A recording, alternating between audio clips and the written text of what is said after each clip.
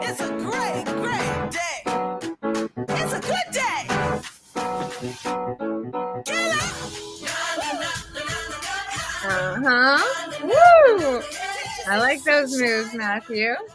That's pretty good. Welcome back, risers and thrivers. It is a great day, isn't it? The sun is out here in beautiful Vancouver. My goodness. And no matter what we are all uniquely facing, it is a great day to get to be alive. And I just wanted to kick off with that. It's always a profound reminder, right? Just to be really grateful for the simple things in life that we're gifted amidst all the hardships that we all uniquely face on our own paths. Last time on the show, we brought you the amazing Kat, who opened up the conversation all about alopecia in her journey of losing all of her hair, starting right as a child. She's now a young mom, and both of her children also have alopecia. That was a powerful show. Up next, in a couple weeks, we'll be featuring the amazing Dr. David Harper, who will share all of his latest and greatest research on the keto diet and how it can have a profound impact on our health, and on our wellness. And he'll share the latest science on that. So that'll be a great show too. Please join us live for that. And up today, we have the amazing Matthew Sebastiani with us today. He is an ulcerative colitis warrior. And this show is really important to me. Now, growing up back home in Northern Ontario, I watched my young cousin, who was a few years younger than myself, really struggle with inflammatory bowel disease. And I think as being a male in high school, he wasn't super open about it, right? He had a lot of shame around it. And he negated to mention it so much so that he was out playing football and broke a femur because he had so many nutritional deficiencies. So this show is super, super important to me to bring forth. And Matthew couldn't be a better example of everything that we do here on the show. He's just this incredible warrior who is really open and raw about the hardships of his journey, and yet really proactive in inspiring and taking charge in the community of Crohn's and colitis. He works passionately with the Crohn's and Colitis Foundation of Canada. He has kickstarted, he runs the Vancouver Chapter here in beautiful Vancouver, where we both reside. And he's just this incredible force. I'm really blessed to be able to bring him to you today. So Matthew, without further ado, welcome to the show. Thank you so much, Erica. It's really nice to be here, and thank you for the opportunity to share my journey and encourage others that are living with Crohn's or colitis. Exactly what you had said.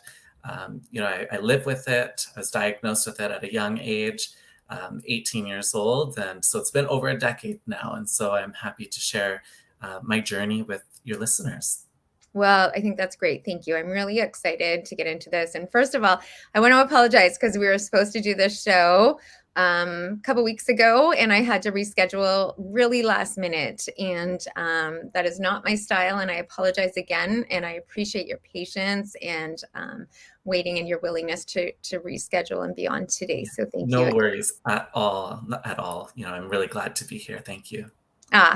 Okay, so let's start it off. So tell me, as a child, what did you first start experiencing with your tummy, and how did it first present? Yeah, so for me, it started at 18 years old. I was in my first year of university, and I started getting really adverse symptoms. At first, I thought it would just go away. I started going to the washroom. It was clear that there was, bleeding when I would go to the washroom, and I had a lot of abdominal pain. And so again, I just thought, oh, maybe it's something that I ate. Maybe it's just something temporary. It'll go away. But over a span of a week, it got even worse. So at that point, I thought I need to tell someone about it. So I told my parents and went to go see my doctor and got a specialist arranged. But it did take several months. And so I remember going to the hospital a couple of months later because I had lost weight. I was in so much pain. Everything I ate hurt a lot. It felt like I had razor blades in my abdominal, Wow, really? in my abdomen, and in my back. And yeah, the bleeding, the mucus, it was, the very, very adverse symptoms, like something was clearly wrong. And so finally I had a diagnostic test, and I remember the doctor said after the test that, oh, you have ulcerative colitis. And this was after a lot of different tests over months. Tell us before you go forward, tell us about some of those tests. Like, how do they confirm a diagnosis of this? If our listeners are listening and they have some funny symptoms that they want to get checked out, what were some of those tests that you went through at that time? Yeah, I think some of the tests are things that they can cross off easily first. So, first was just the blood work to see, if there was inflammation present, and how the blood cells were. Then I remember I had to drink like a barium test, but that's for stomach, so it wouldn't have shown the colitis. And then I remember doing an ultrasound, but ultimately what it came down to was a colonoscopy. And so that is the main thing that will diagnose either Crohn's or colitis. Okay. Yeah. And So so you when I get this had, diagnosis. Yeah. yeah, I got the diagnosis after. So I remember being in the recovery room, and the specialist had come to me and said, you have ulcerative colitis. You're going to be fine, but there is no known cause and no known cure. And so I think at 18 years old, here I am, my first year of university, thinking that I have this whole world in front of me to achieve my goals and my dreams. And just to think now I have to deal with a chronic condition that there is no known cure. And I think that was really just a very challenging time because, again, at 18 years old, to have to deal with this. And this is the reality for a lot of people that are diagnosed with Crohn's or colitis before the age of 25. So, and alarmingly, the rates in children are increasing quite a bit as well. So, even, I was diagnosed at 18, there's some that are diagnosed younger, right? And so it is challenging because most young people that want to go out, they're, either going into the workforce, studying at school, and having to deal with, overcoming the challenges that come with living with And Crohn's or colitis. how do those challenges that you're referring to, how do they impact your activities of everyday living? Yes. So in an active flare, you have to use the washroom more often. And so washroom access is big. And sometimes you just can't hold it. You have to run to a washroom. The other thing is in an active flare, because of the inflammation within the intestines, you get the ulcerations that they burst, they bleed. And so your iron drops, and you feel the fatigue. Gosh. You feel a lot of pain in the abdomen. And also it's systemic. So a lot of people also report, joint pain, like maybe they feel like their back, their knees, but it could also spread inflammation to anywhere in the body as well. So those are the types of challenges, and having to manage, because diet is a big one. You could eat something that will totally not agree, and it will just make things even worse. So that was something that was a learning experience, especially at the beginning, was finding out what foods work and what don't. Because, when I was going to university, sometimes I wouldn't eat at all when I knew I had like an exam or something like that, because I didn't want to risk being sick. And I don't recommend that to anyone, but it's something that was like a last resort. Was if it was really bad, if I didn't eat, then I wouldn't have to go to the washroom, right? So it was, just dealing with those types of things where you had to plan ahead. You had to know where the washrooms were, and kind of just live day to day, really. Sounds quite all-consuming. I remember Yes. when I was waiting for my new lungs, and I could barely walk at that point anywhere, right? Even on full-time oxygen. And I remember the same kind of processing, like you're trying to find where the washrooms are. And anytime I would go somewhere in advance, I would always be mapping out my path. And if there were even like the slightest incline, I would have to take a completely different way, even from where I parked the car to where I was walking to. I would have to map that out. And I would almost need to be confident about that first, because otherwise I'd be stuck, literally. And it is stressful, right? Because you want to go out and live your everyday life and your full and rich life. And yet you have all of these obstacles to first overcome. That must have been incredibly stressful as an 18-year-old when you're, climbing the ladder of life and supposed to be out partying and, just academics and everything. That must have been really difficult. How did it make you feel emotionally? I think at first it was, in a way you start to think like, oh, did I do something wrong? And so you kind of blame yourself, like, but in retrospect, you start thinking like, I always ate healthy. I always, was active. So, but at first you do kind of blame yourself. Was there something I could have done that I wouldn't have got this? And so I think that was the first thing. And it's very important for people to know that there is nothing. Like, we unfortunately are dealt a very unlucky hand. And, it's just by, unlucky that was diagnosed with it. But I would say, for I me, understand. I'm going to pause there for one quick sec too, because I really understand what you're saying. And, I always say on this show, like, no matter what we're facing, your story is ulcerative colitis. I faced originally cancer and then had a lot of turbulent issues as a result of that. But even when I was first diagnosed with cancer, I had lived before that. I had lived in my previous life, as I call it. I had lived this life, passionate about health and wellness. And so my constant question at first was, gosh, what did I do so wrong? Did I eat too many fruit and vegetables? Like, what did I do so wrong? Because you want to know that one thing, not to do again. But if things were that simple, we wouldn't have cancer. We wouldn't have ulcerative colitis. We wouldn't have autoimmune disease. We wouldn't have any of these issues if it was like this one thing we each did wrong, and it's not like we did necessarily something wrong on our paths to get our diagnosis. But at the same time, and I would never say like I didn't cause my cancer. I'm not ever going to say that. But at the same time, once we face that diagnosis, I do think it's our responsibility to look around our environment and take accountability for what we can change. Just like you were saying, there are some foods that would make it better and there are some foods that would make it worse, right? So take accountability for that and just do a checkpoint of what you could change, what you can be proactive about in your own environment. So I very much agree. Nothing we did caused our circumstance. But at the same time, I think it is really important to reflect back. And, there's an expression, we can't heal in the same environment that made us sick. And so I do think it's so important, like you do in your everyday world, to take that accountability of what you can do to maximize today in the face of whatever we're each struggling with. yes. And that's so true, right? Like in the moment you question, but then once you come to accepting that, no, it's, there's nothing I could have done. And then you're right, taking the accountability to do better. And, for me, like the flares come and go. I don't have control of when it comes. It's it's an immune response and it's autoimmune. But I know what I can do to try to stave off the flare, or at least try to cope with the flare better. So yeah, it's really learning how to live with it.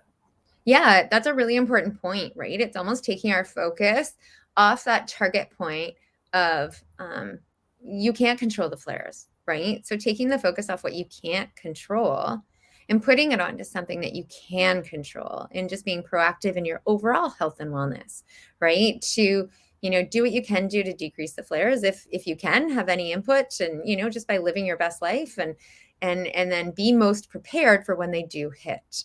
I think we speak the same language on that. Over time, that question for me of what did I do so wrong in my previous life eventually changed to what did I do so right, that helped me be as prepared as I could be to take on this incredible challenge and to survive and even thrive through and defy all the odds against me, right? But it's a process that we all have to go through that awareness and acceptance, like you said, that your mindset somewhat changes as you go through. But I very much resonate with everything that you're saying. Yes.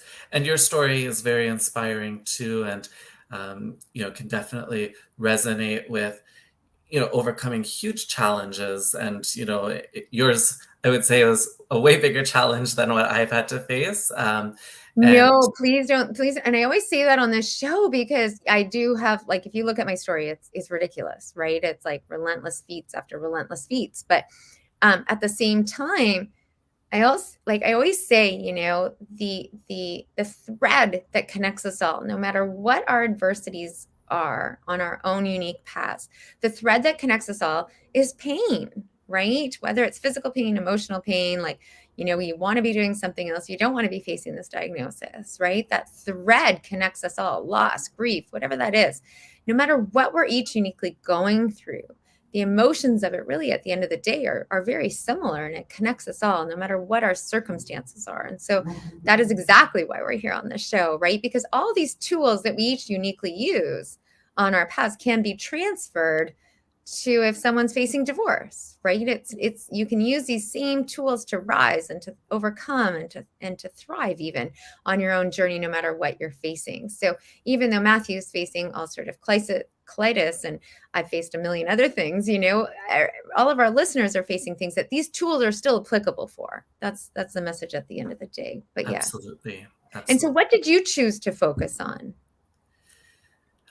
Well, for me, I would say for me, focusing and some of the advice that I would give to the listeners today is, I would say three things. First, the support. You need to have your support group, or whatever your realm of support is. So for me, at first, I resonate with I think it was your cousin that has colitis that he had mentioned at the outset of the show, that he didn't really want to tell people. And that's how I felt at the same time, when I was first diagnosed in 2011, was I don't want to share it with people. It wasn't until years later that I did. But where I found my support was my family, my close friends, people that did know, but I wasn't out there as much talking about it. So I encourage people to find where you can get that support. And if you don't have anyone you feel comfortable speaking to, Crohn's and Colitis Canada, if you're in Canada, has support groups across the country. It's a wonderful community. And that's a community that I'm involved in. And I'm sure that in other countries, they have, respective Crohn's or colitis organizations that would have support groups as well. So that's number one. I think you need that outlet to talk to people what you're experiencing about and get that comfort and support. Another thing that I would say is setting goals. I think just because we're chronically ill doesn't mean that we can't achieve our goals. And so I think it's so important to write out your goals, be reminded of them. And even though you feel like you have obstacles or things that you have to overcome, because you will, you can still go forward with your goals. It might take longer, it might be harder, but I do encourage people to still keep hope for your goals.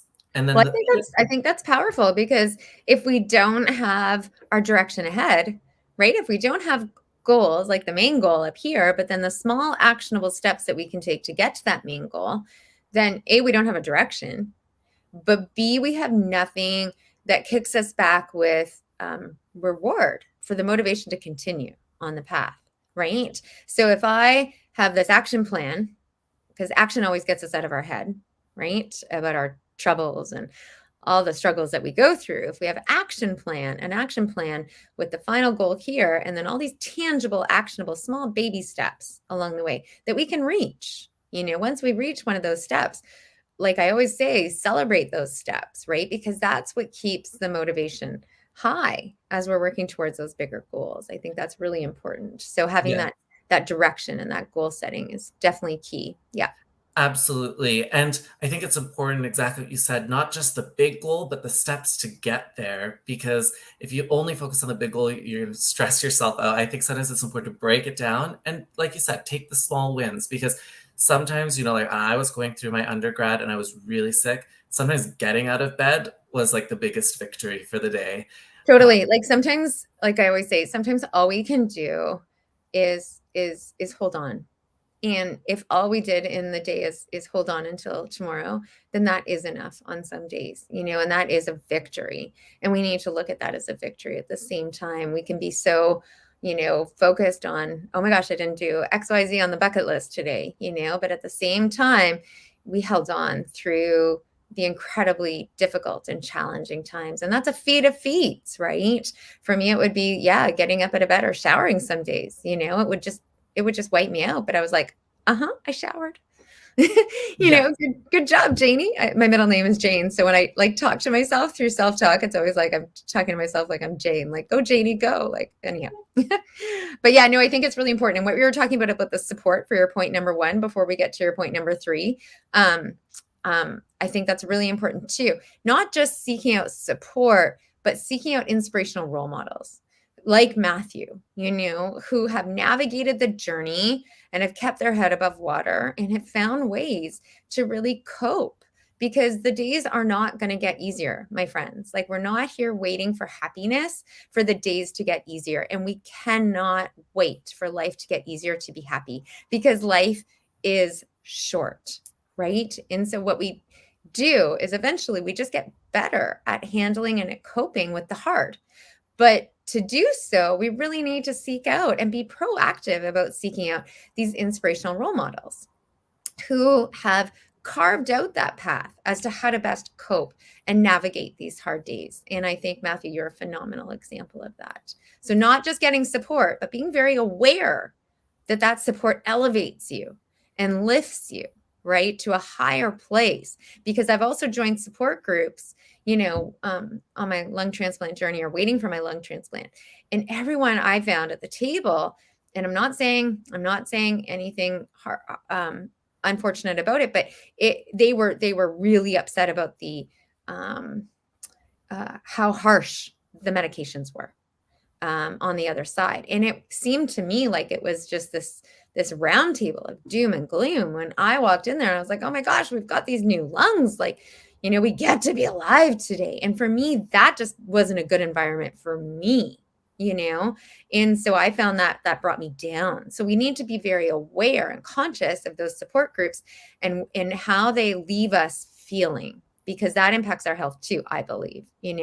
I want to be in a group that leaves me feel uplifted and elevated, and full of hope and promise and positivity about my future, irregardless of the hardships that I face today. And also being very cognizant of, I'm very much about a mission of being open, but being conscious with who we choose to share that with, because it can come back to haunt us if we're not careful with the community that we share it with. There are certain friends that will come back, or family, that just don't get it, and their comments can really sting, and I think surrounding yourselves with those people that, again, uplift you and elevate you is so important.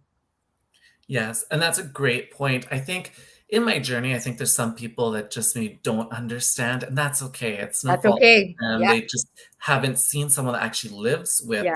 Crohn's or colitis.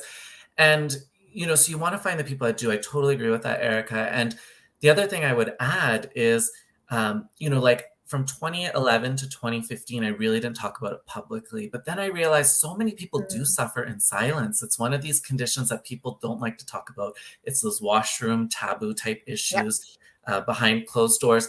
And so that's when I thought, okay, I want to be a voice for people, to let them know that they aren't suffering alone.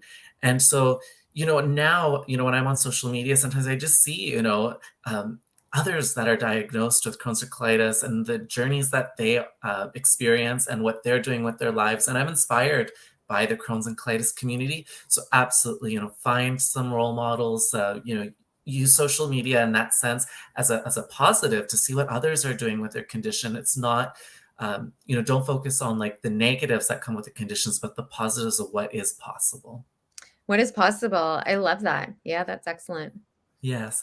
And that brings me to my third point, which is kind of like intertwined with what we've talked about. It's the positivity. It's the mindset. I think it's so important to be positive, to be grateful. I know I have my baseline of what my worst moment was. It was in 2013. I had the worst flare that I experienced. I also had a unrelated lung surgery that caused the colitis to just get worse. So that's kind of my baseline. I think everyone has that baseline. Like once you're through some of the worst, even if you get another flare or something, you kind of put it, it's all relative. Like if I feel better today than yesterday, it's a great day. So I think it's important to have that mindset of positivity and also know that maybe you are in one of maybe your worst flares, that it doesn't last forever. Like it's unfortunate. It sucks a lot to be sick and unwell, but it doesn't last forever. You are going to get better. You will come back to a baseline and find something that works. There's so many new medications on the market that people are trying that work. And for me in 2020, I had a bad flare and I switched. Now I used to only be on pills for like 10 years. And then I switched to an infusion type medication. So every 2 months I go for an infusion. And so at the beginning, I thought, oh no, like I have to go for this infusion for the rest of my life every 2 months. But I'm so grateful for it, because it's allowing me to live my best life. I feel so well on it. It's probably one of the best medications that I've been on since my diagnosis a decade ago. And so I look at it as a positive. So again, it is that mindset. It's being thankful. It's being grateful that there are things for us to cope. And so I think that's important, just to take a step back and just continue to be positive despite the challenges that you face. So I think that's super important. And I'm like a preacher of positive psychology, but I think that we can't have this conversation without validating within ourselves the emotions that really naturally come within any diagnosis or any hard days or any hardships. And I think I made this mistake early on my path when I had cancer. And we're also in survival mode early on, right, of the diagnosis. Like the world beneath you has just been pulled out from under your feet and you're just trying to hang on by a thread. And so you automatically go into this autopilot mode. And for me, it was like, hostess with the mostest, like what can I get you from my water fountain for all the visitors at my hospital? I had 60 people come to see me every single day. I was going to be just fine. This was just a blip on the path. And I really believe this, not just to try to be fakely positive about it, but I was like, oh yeah, I'm going to be fine. I did not let any of this penetrate. And I was reading Lance Armstrong's book. And I remember being really upset at one point because, he too had been very positive on his path and he wasn't getting the results that he wanted. And I remember at some point, he had challenged this world famous oncologist, and he said, I've been so positive, and I can't remember the exact words, but in my mind, it was the oncologist responding saying, Lance, I've seen the most positive of positive people perish on this path. And I've seen the most melancholic of melancholic people thrive. And Matthew, I was mad. I was so mad with that because I'm like, that is just not fair. If you can navigate this and stay upbeat and positive and know that you're going to succeed, then that's just unfair, that you don't get those results. But over time, my own mindset has really changed about that because I think when we have this, I call it more unrealistic optimism, those points when we're just like, oh yeah, everything's going to be okay. And it's not that I don't believe everything's going to be okay, but I think it's unrealistic in the sense that negates our own power in our circumstance. And that negates our own role and our own ability to take charge. And so when we're kind of falsely positive, like I was, in those early days, I wasn't taking charge of my own health. I was like, oh, I'm just going to be okay. I'm going to follow what these doctors say. Right.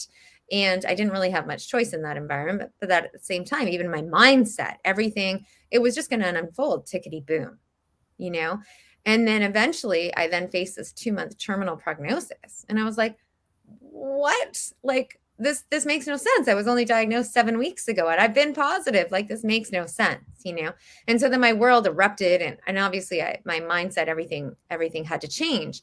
And for me at that point, I really acknowledged emotionally, spiritually, everythingly, the fire-breathing dragon of cancer that was looming over me and all the power that this guy had on my survival. I finally owned it and said, shoot, like this could really take me out for the first time. And only then did that affect a lot of emotion, right? A lot of tears, a lot of openness, a lot of realness, as I call it. It was the first time that I'd ever really let myself feel the emotions of that diagnosis, which I think for me was the healing point, the point that I really started to heal when I started to let it out. But it also turned over the accountability phase, right? Look, everything here didn't work. It's on me now. What can I change in my environment to give myself my best chance? And for me, I admit to everybody, I wasn't trying to get into remission. I was so sick. I was just trying to maximize one more day, whatever I could do to give myself one more day. But it wasn't until I almost had to ditch being positive and being really real about how hard this journey really was, did I then take the accountability role in saying, I need to change this for myself? And so I very much believe in a positive mindset. I am the cheerleader for positive psychology, and I agree with you 100%. But I don't want to preach the message to my audience without really encouraging the phase of being real about the very hard emotions. And it is okay to be not okay.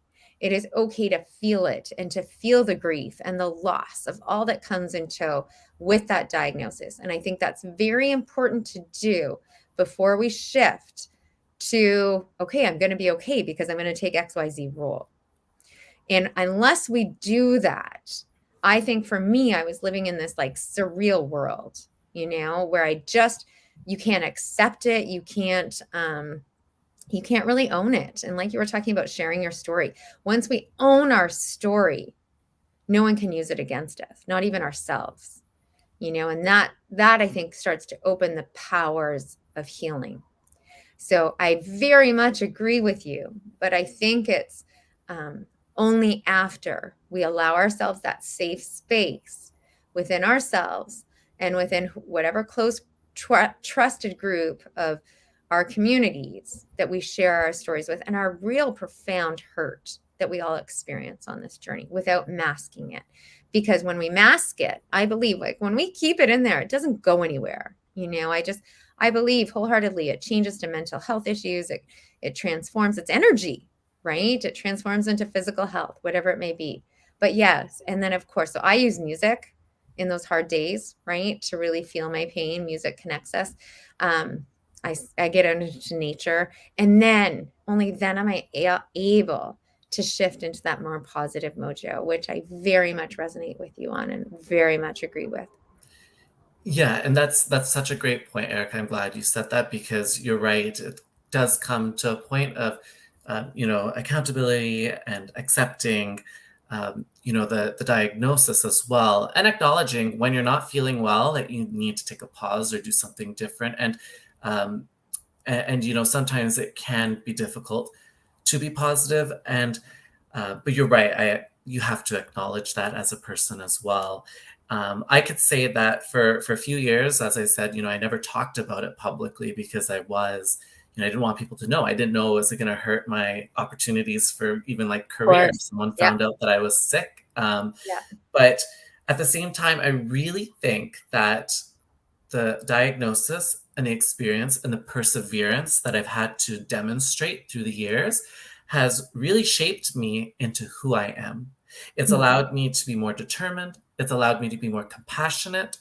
And so I really think that it's kind of like a part of me now. And in all of my journey, whether it was through university or in my career, a lot of times, I want to inspire other people in their journey. But for me personally, I always say, I want to do this because I want to prove it to myself that I can. I love that. And I think that's so important, is to not be distracted by the noise around us, but to really channel what we want, and to, not take moments of stability for granted either. And one quote that I look back on often is, feed your focus and starve your distractions. And I Love think that. that's such a good one for me that I resonate with. It's because there is so much noise. And I think when you're, dealing with a chronic condition as well, there are sometimes could be different types of distractions that come across in our life.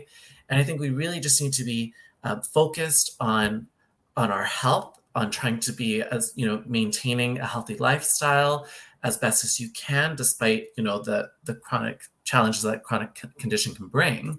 But just really trying to stay focused again to the goals that you set out for yourself. So I think it's like, all these types of things to be able to persevere and to lead the best life that you can despite the circumstances. And it's not like you don't still have hard days. It's not like I don't still have hard days. Like today was definitely one. The last few days I'll share about it in a second. The winter has been really difficult for me. It's not like we don't have hard days sitting here as, survivors and thrivers, right? We still, all of us will still face hard days.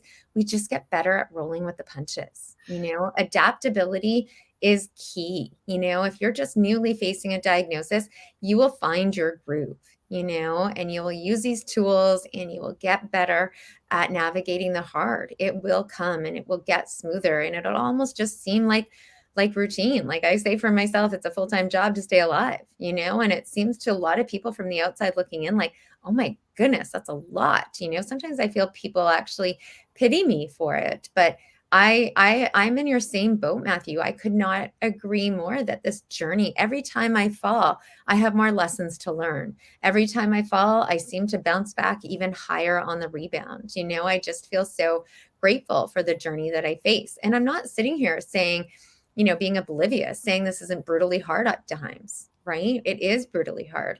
I had this procedure a couple weeks ago when you and I had to reschedule this show. And my lung function hasn't returned to normal since I had paraflu, this darn bug over the holidays, and my lung function just didn't bounce back up. And so my amazing team did a scope and they chopped out a few bits of my lungs just to see what was going on. And believe it or not, it's like the craziest story. Like, who would have thunk? I have these loose sutures from my transplant surgery 8.5 years ago, believe it or not, that are loose and that are serving now as a breeding ground for infection. And so I have had these darn rare infections for the last few months, Serratia and Pseudomonas, that have caused pneumonia for the last several months. Although I don't really experience many symptoms from it. I've been more tired, right? And my lung function isn't the best.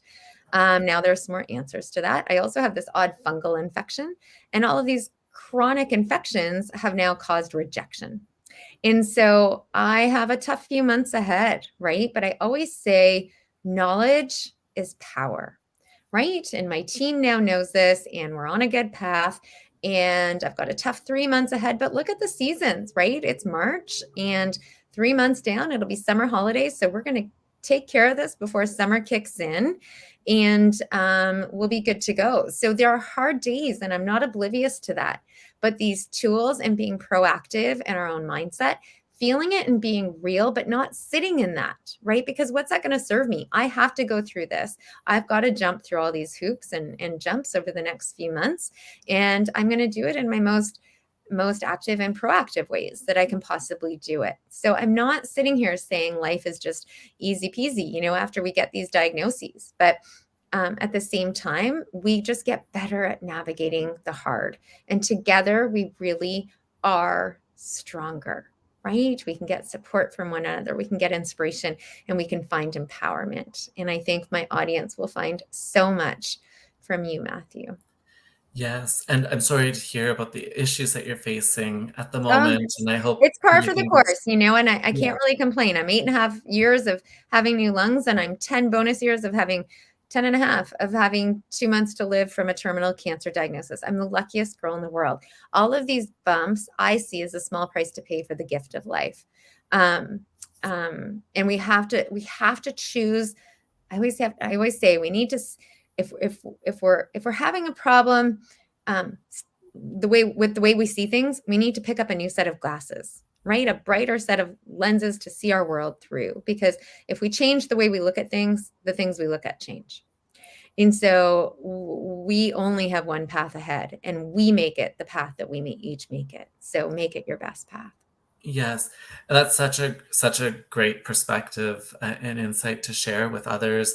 I totally agree, and kind of like talking about difficult moments, like during 2020 and the pandemic. That's when I had switched over to the infusion medications, and I'm the type of person that I never take like a Tylenol or an Advil even for a headache. Like I try not to take medication if I don't need it. So now thinking like, oh, I had to go for these infusions definitely was like a little bit of a low point. And I was very disappointed that that's what it had come to.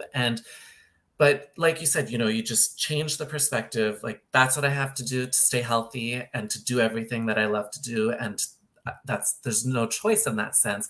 And so it's, changing that perspective. That's a really important point. That's Yeah. what you were just talking about your medicine. I want to extrapolate that on a little bit because that's powerful. And we didn't talk about that earlier.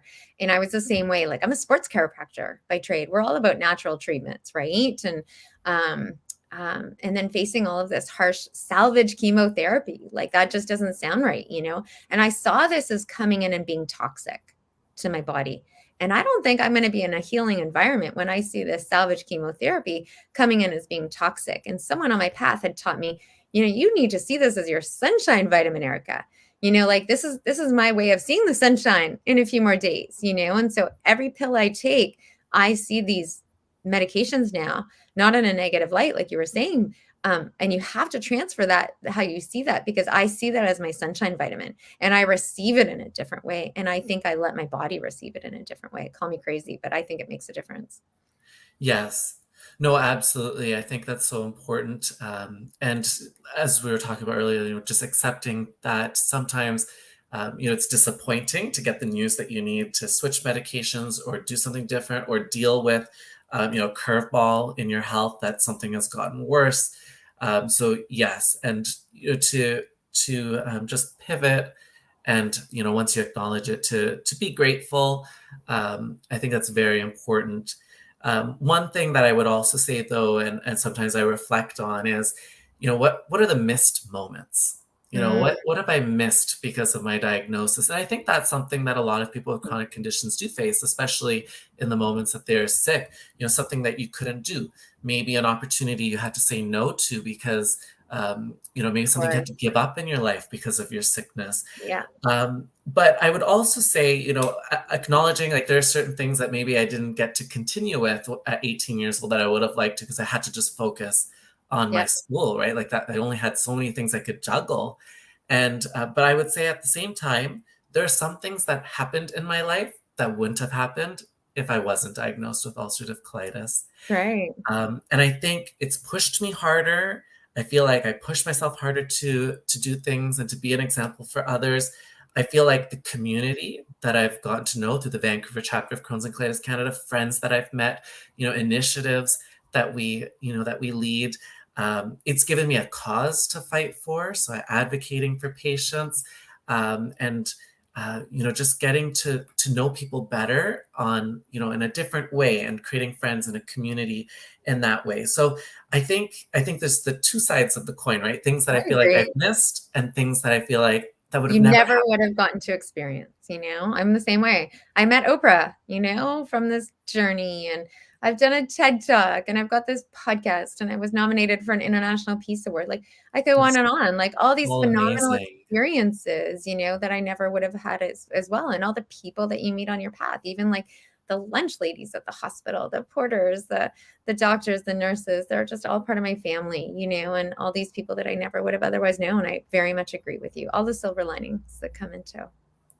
Yes, absolutely. Matthew, thank you. You're an amazing inspiration. I'm just so appreciative for you being here with us today. How can my listeners and my audience find you? They can find me on Instagram at Matthew.Sebastiani. And I would encourage anyone with Crohn's or colitis, if they're in need of looking for resources, cronsandcolitis.ca.